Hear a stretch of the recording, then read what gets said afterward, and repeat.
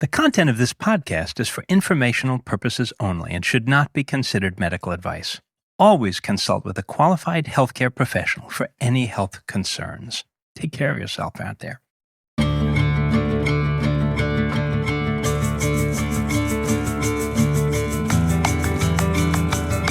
Welcome to Unravelling. This is a podcast that sees the world through the lens of mental health. I'm Mary Wilson, a former journalist.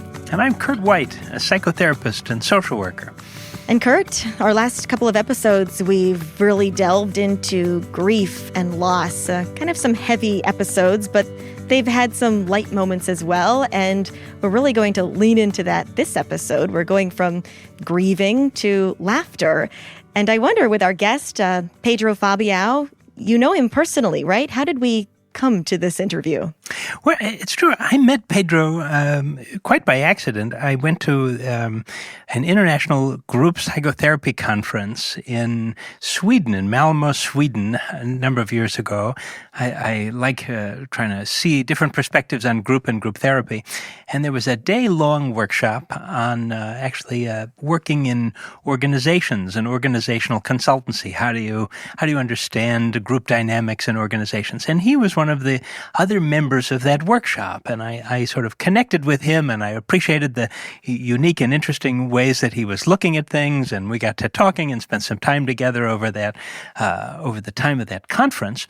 And it was actually a few days into it before I really realized what he was into, you know, and he's got some really interesting training as a psychodramatist, which is a sort of whole method of working with groups, and as a psychotherapist, and does a lot of work in organizations, and has a way of helping people find their spontaneity, find their authentic voice in a way that I've rarely seen people as successful in doing that as quickly as he was able to. Helping us tap into our inner selves. And you mentioned part of his resume. He's also a director and teacher working internationally in over 25 countries. His main areas of research include improvisation, physical theater, comedy, and their connection with healthcare, psychology, and business. And also, he's a clown. Right.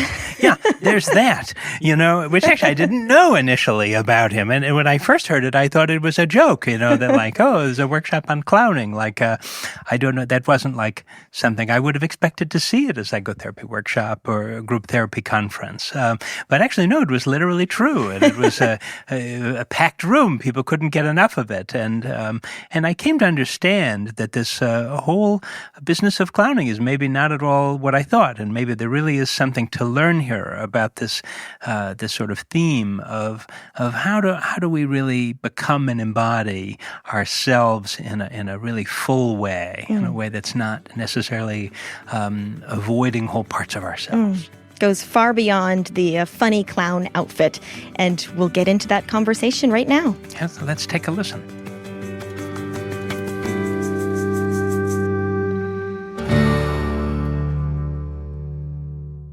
I'm here with Pedro Fabião. Pedro, thank you so much for being with us. I got to say, you're the first clown that I have ever met, and you're coming to us all the way from Portugal. So thanks again for being here. It's a big, big pleasure. Thanks a lot for having me. And I get this reaction that you're the first clown I've ever met a lot.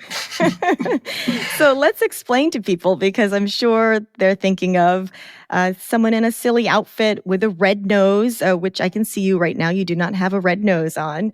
But clowning is so much more than just being silly, right? It's about bringing that different perspective or intention to something familiar. Is that right? Yeah, you know, like it's interesting because the clown archetype always existed since the beginning of human collectives or human tribes. It's a kind of a function in a system. You need to have people who release attention, who are responsible for the comic relief of the collective. It's very interesting because even NASA recently, the missions of NASA are increasing in time, right? So until a couple of decades ago, going to the moon took 3 weeks. Now missions to Mars take several months. So the teams of astronauts that go in these missions, they had to do all kinds of psychological tests on what may happen, not only technically, but humanly inside the group, right?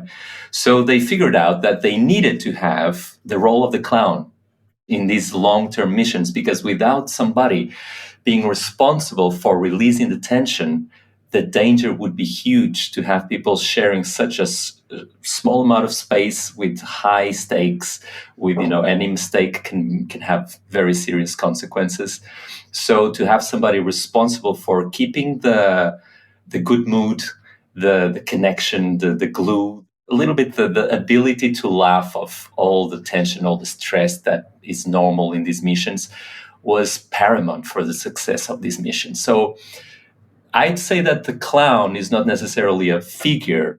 It is a whole galaxy, and it represents more an archetype of how it is to be human.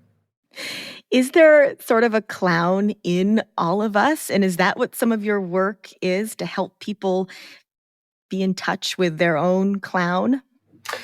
My teacher would say no, there's not a clown in all of us. It takes this clown thing to a point where, either you have the talent and you have the pleasure of making other people laugh and making a fool of yourself in the process, or you don't, right? And then he says, there are some people that the world needs pharmacists.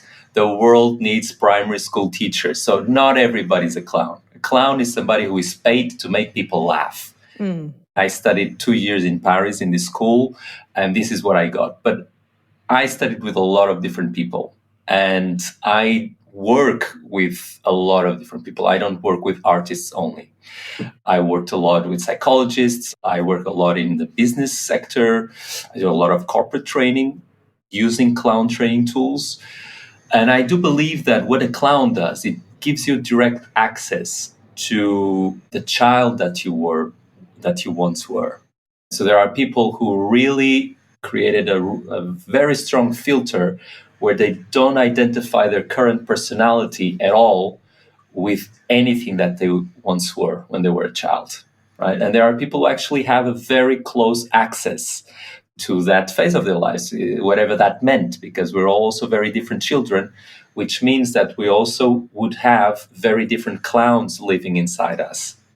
So I'd say that to connect with a clown in you also means to actually create a wider channel so that they can embody and you can recover what it was to be a child. So those who can tap into their childhood better, that childlike wonder and enjoyment, do you see a connection there with mental health? Are they better off mentally if they're able to do that? I do believe so. And there's actually a lot of studies that show that if a person had a childhood with a lot of play, the ability of that person maintaining mental health under a lot of stress is way bigger than a child that was somehow deprived from the ability to play a lot of the time.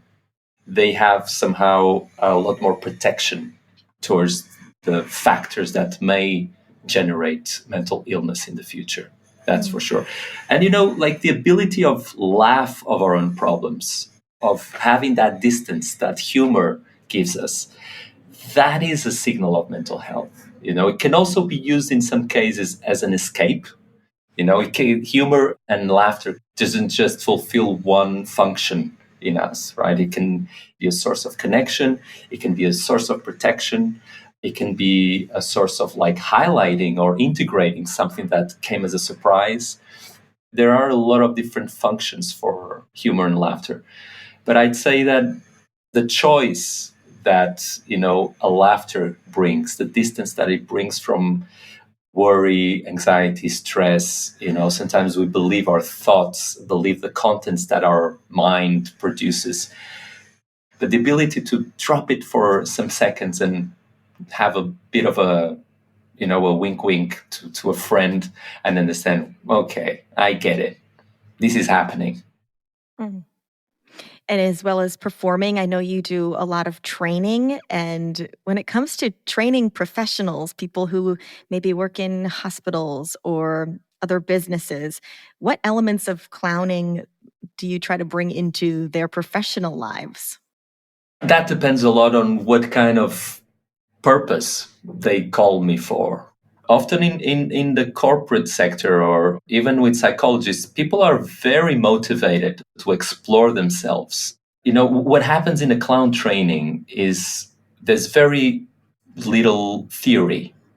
I don't bring very complicated models that I need to educate people in so that they understand what's going on, because it's so practical and it's so experiential to be in the same room with people playing games.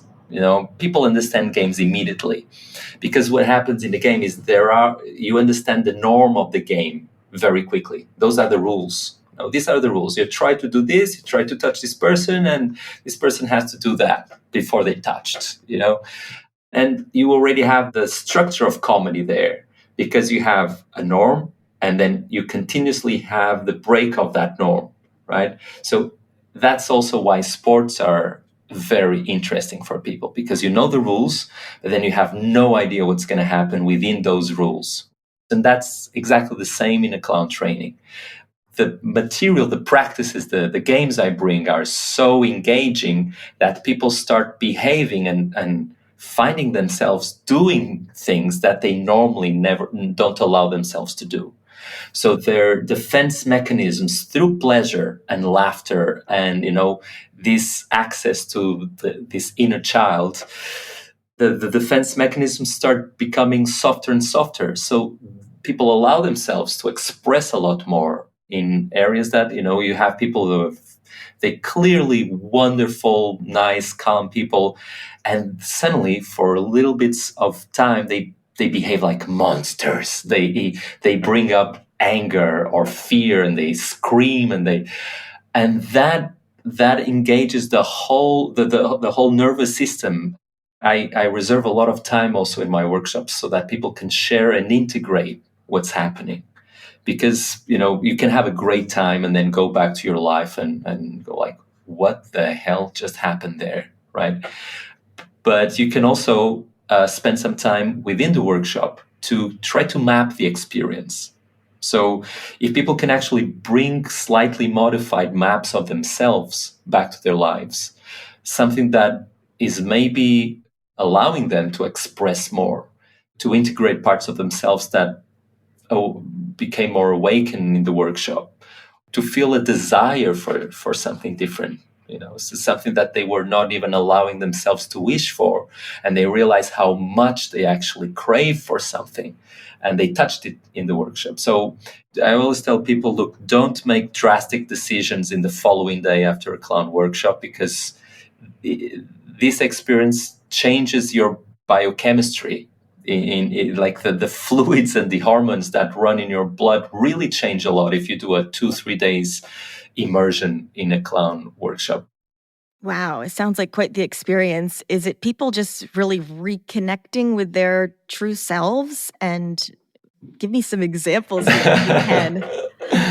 Well, you can find any kind of experience in a clown workshop. I would say that some years ago, I was very geared into creating spaces of catharsis. So it was normally, some people said that I didn't do workshops. They called it workshops. That was the name that some people were giving to the work I did. And with experience, I started realizing that it's no use to push any system to a place that they are not going by themselves. If I have to push it, it means that will very likely generate some kind of antibodies and revert to the original place. And it's even sometimes harder to go back to the places where the self was pushed in the first place. So I'm much more working from a place of invitation in the last years. So I really try to make it very clear what I'm inviting people for. So there is one exercise, for example, where people are in a line, and the first one, when we clap, has to start singing a song that doesn't exist with words all the time, right? And always looking at somebody in the audience. This only comes it's the last exercise I do. So people played so much in the first day and a half or in the first 2 days and a half, that when they reach this moment, they say, oh my God, I've done things that I never thought I could do so far. I might as well just try this. And when they do, it's just like the baptism of jumping from an airplane, doing this, like having this experience of completely releasing control. And of course, I'm there all the time supporting them. There are moments where people have to stop, and I have quite a lot of techniques to invite them back on the flow of, because once you accept there's nothing here I can control, something like relax, nothing is under control.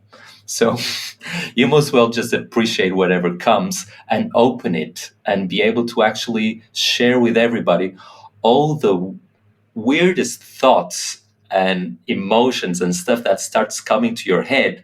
And it's such a liberating experience that there's often a before and after this experience. So there's an image I use, which is I work both on a part of ourselves that I call the horse and another part that I call the rider, right?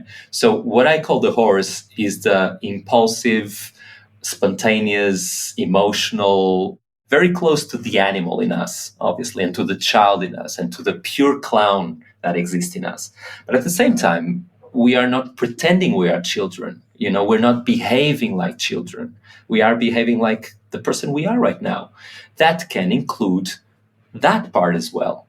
So we're not choosing the child. We're just trying to integrate the rider, which is the part that, is responsible for keeping our own physical and emotional safety, for taking care of a lot of reality factors. And it's very important that we keep that, because this should not work like a drug that you take and then it completely dissolves or implodes the part of you that is able to recognize what's happening and is able to integrate it. So our mission there is to actually bring these two sides together and to allow them to become friends in a way. There's a beautiful word in horse riding. It's a French word that is équipoise, which is when the flow between rider and horse is so perfect that you can't even recognize who is leading who, right? It seems like they're both in a complete flow. And I'd say that the best clowning is done in that state, because actually clowning is not just a child, is the clash between the instinctive animal childish part and the adult that we are. I was imagining myself being given that prompt to just have to start singing a made-up song while making eye contact with someone else. And I felt that, being humiliated inside of me. But it must be so liberating to be in that state of mind where people just feel open to do this. And that feeling that I had, that must be hindering probably in my life and people in their professional lives. Letting go of that can help you in the greater scheme of things, right? Yeah, I mean, it's good that everybody also has this sense of embarrassment, because it's useful. Uh, but the thing is, one of the biggest, if not the biggest fears that we have is the fear of being excluded from the tribe. The fear that is behind that is the fear of, like you said, feeling humiliated. So that fear is huge, and it played a huge role in our evolution of our species. It's even older than humans. It comes from the limbic brain. When we stare at each other for a long time, when our eyes are really facing each other, not only mammals, when that happens, that means quite radical things. It's either you are in my territory or I'm in your territory, so we need to fight. It can also be you are my food or I'm your food. One of us has to start running immediately. Or the third one is time to mate. So one of us will start to do the mating dances, But the three options are quite scary, right? They're quite radical.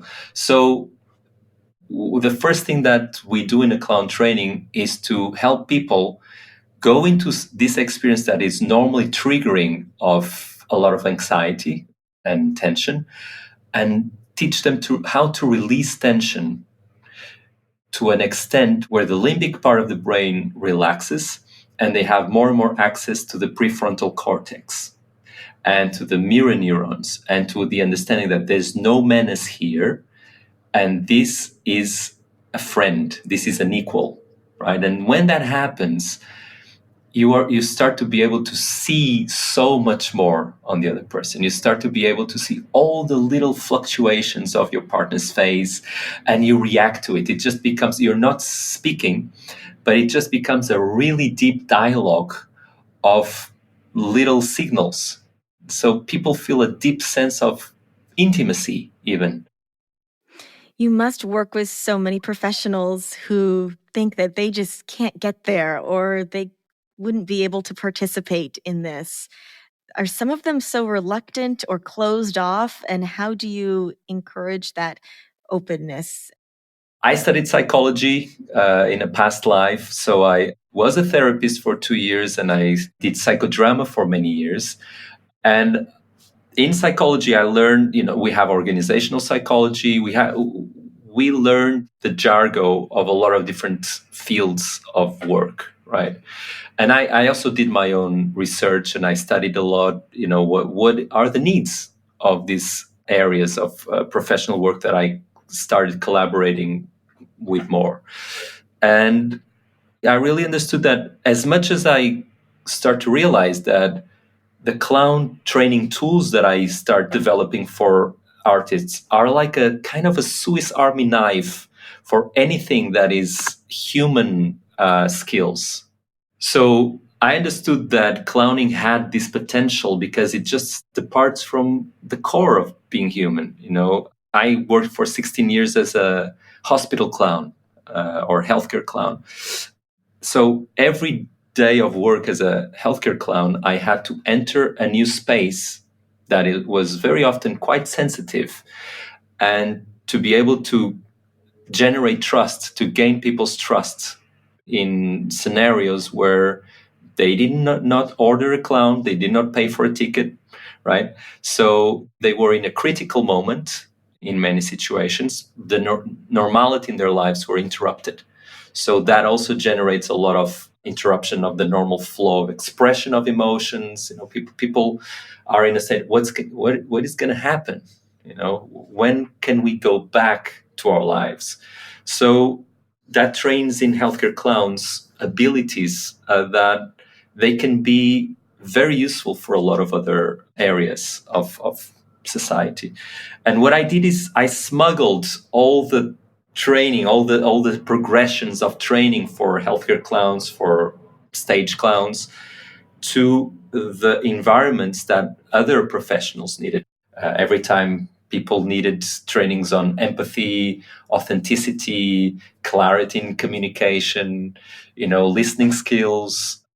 There's a lot of areas where the clown training tools can actually serve people.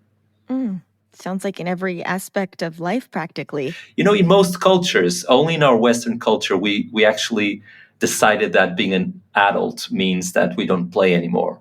In many other cultures around the world, being an adult doesn't exclude having a lot of playful times that are integrated in the norm, in the practice of society. So, yeah, I think that's why also our Western culture has such a huge obsession with entertainment and consuming comedy and consuming things that makes us laugh, because we are not building them in our communities so much as we used to, probably. What does it look like to integrate playfulness and humor into someone's life?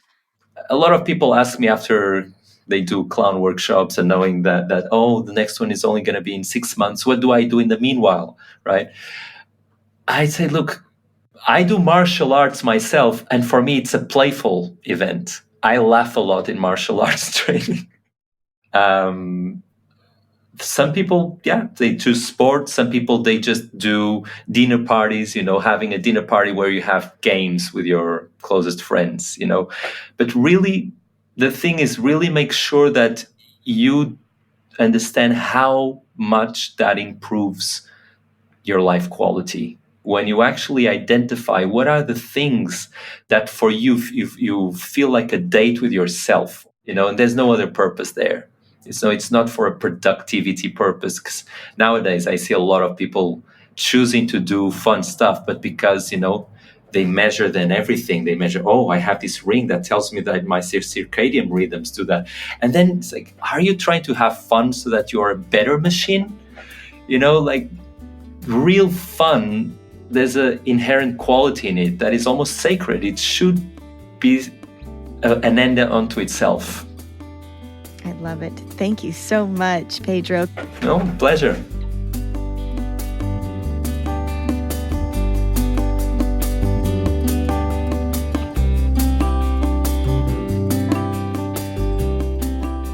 Such great advice there from Pedro, and we thank him so much for that conversation. Kurt White joining me again, and I know you were listening along. You really touched on how play is not just maybe what us adults think is a waste of time. It's so much more than that. He did. It's actually something I think about a lot in my work and have for a long time.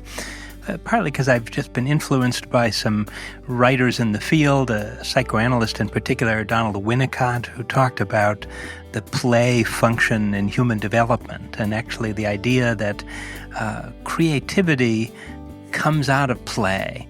And that what he means by play, I think, is something that Pedro is really describing here in this idea of the horse and the rider, that you're in a kind of an in-between reality, that something is true in one way. You're pretending you're like a child, but also you're an adult at the same time. And even children do this. The play is an in-between kind of quality. I imagine there's something scary in the box. Okay, are you scared a little? Yeah, I'm scared. Is there anything in the box? And there's nothing in the box, right? But you're still a little scared because you've imagined it, right?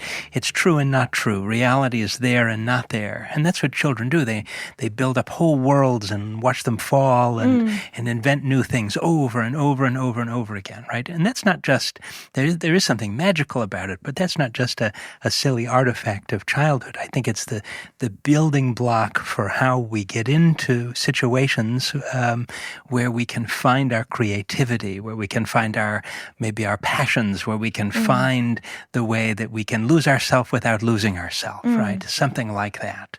And then we tend to stifle those parts of ourselves as we grow older. As your work as a therapist, how do you help people tap into that? Well, and I think the stifling is very real. I think so much of life is about very serious business, right? But is it really actually, I mean, certainly we have to get things done, but we're not automatons, right? There's something about us that I think is built to be playful and engaged in a playful way, and that we can very easily lose track of that. And maybe there's something in our culture that even pushes us more in that direction than in some other cultures where maybe we have ways of being reminded of the self at play. And in a way, I think that's what psychotherapy really does, actually. It's certainly what Winnicott says, is this idea that the therapist and the client play together. And in that sense that you come into the world suffering with a viewpoint about how things are one way, and you're just desperate for another viewpoint and you can't find it. You can't just substitute a different viewpoint for that. You have to kind of play into it. You have to find a way for something to be true even when something else is true, right? And Winnicott also says that if the client isn't playing, then what the therapy is the therapist helping the client to learn how to play or to learn how to play again. Wow. I think there's really a lot of ways to do that, and I think there's something just beautiful about Pedro reminding us of like the absolute essence of that playful, joyful, fun function, and how that works and how we can get into it, even when it's actually very much connected sometimes with difficult aspects of the human experience also. We play with our own pain and difficulty. Wow.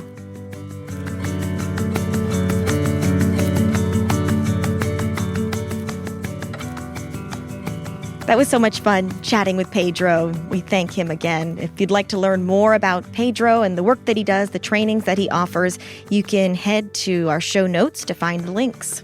And thank you, Mary.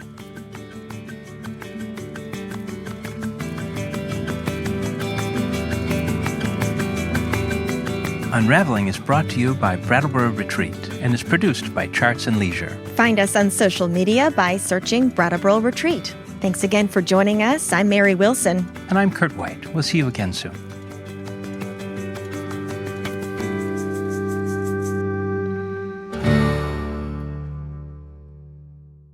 Brattleboro Retreat is committed to exploring diverse perspectives on mental health. While we invite hosts and guests to share their insights, the views expressed are their own and do not necessarily reflect the policies or positions of the hospital or its staff.